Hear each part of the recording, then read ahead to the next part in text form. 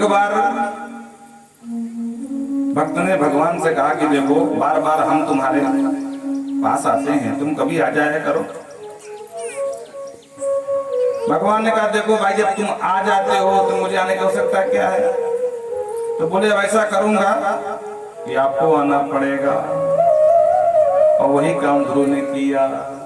भगवान भागे भागे आए और भगवान ने आकर के तिरोहितम सहसोपलक्ष्य, भगवान सामने खड़े हैं, ध्रुव जी आपने बोल रहे हैं।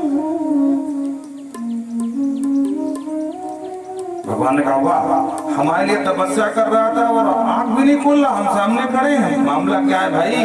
तो भगवान ने जो आंख बंद करके ध्यान से देखा तो जो भगवान की आभा प्रभा झांकी है वो ध्रुव जी को आंख बंद करने से अंदर दिख रही थी, इसलिए अंदर ही आंख बंद किए थे और बाहर नहीं खोल रहे थे।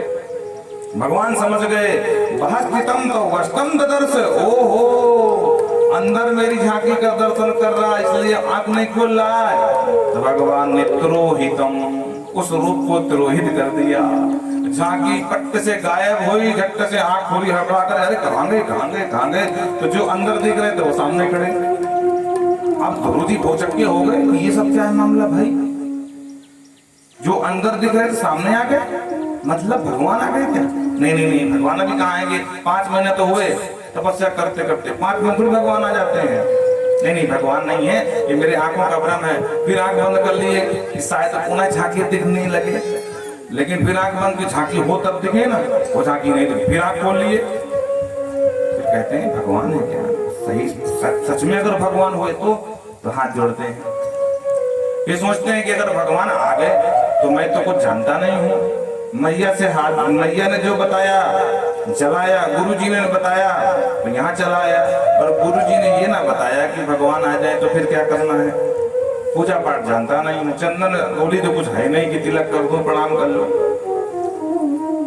चलो ऐसे प्रणाम कर लेता हूँ, जाकर के धीरे से ऐसे डरते डरते कि सच में भगवान है कि मेरी आंखों का भ्रम है, धीरे से हाथ छुआए कि अगर सच में होंगे तो समझ में आएगा ना।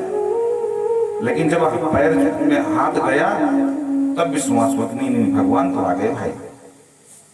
अब करूं क्या, तो हाथ जोड़ते हैं फिर खड़े हो जाते हैं, फिर हाथ जोड़ते हैं फिर खड़े हो जाते हैं, आता जाता कुछ है नहीं, बड़ा धर्म संकट खड़ा हो गया। अब कहें तो कैसे कहें कि प्रभु मुझे कुछ आता जाता नहीं है, मैं क्या करूं, आप ही बता दो। भगवान इस समस्या को समझ गए और स्पर्श बालम कृपया को बोले, अपना 5 जन्म शंख जो वेदमय है, शंख वेदमय है भैया, उसको स्पर्श कराया जो कपोल से, तो सारा वेद वेदांत कंठ हो गया। और ध्रुव जी ने 12 अक्षर का 12 अक्षर का मंत्र लिया था, तो 12 अक्षर श्लोक से ही स्तुति गाई, वेदांत ही भर दिया स्तुति में। मूकं करोति वाचालं पंगुं लंघयति गिरिं यत् कृपा तदहं वन्दे परमानंद माधवम।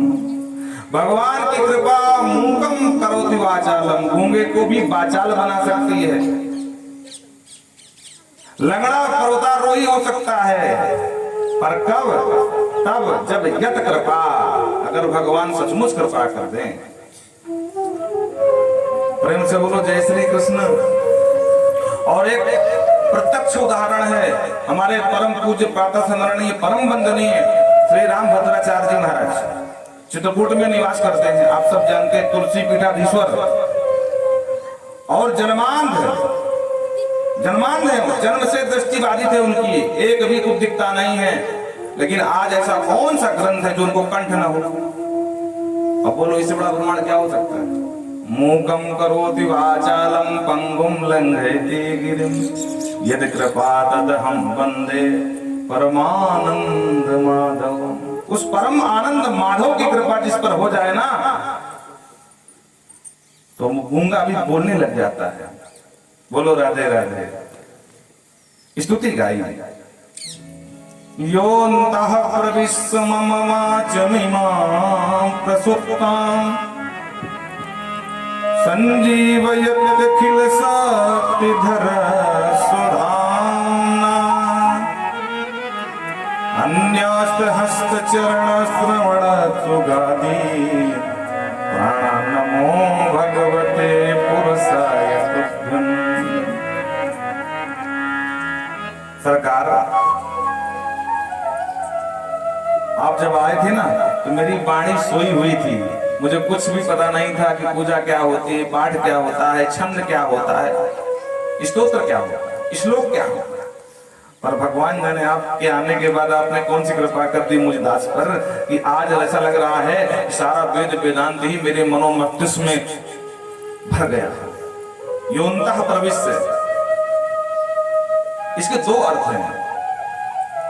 पहला अर्थ है कि आपने कृपा कर दी, और दूसरा अर्थ यह है कि योऽन्तः प्रविश्य, आप ही मेरे अंदर प्रवेश करके मुझसे बुलवा रहे हैं। मुझमें तो सामर्थ्य नहीं है सरकार, आप ही जो चाहे वो करवा रहे हैं, मैं वो करने में सामर्थ्य नहीं हूं। मैं तो माध्यम हूं, आपका जो मन होता सो करवा लेते हो। बोलो राधे राधे।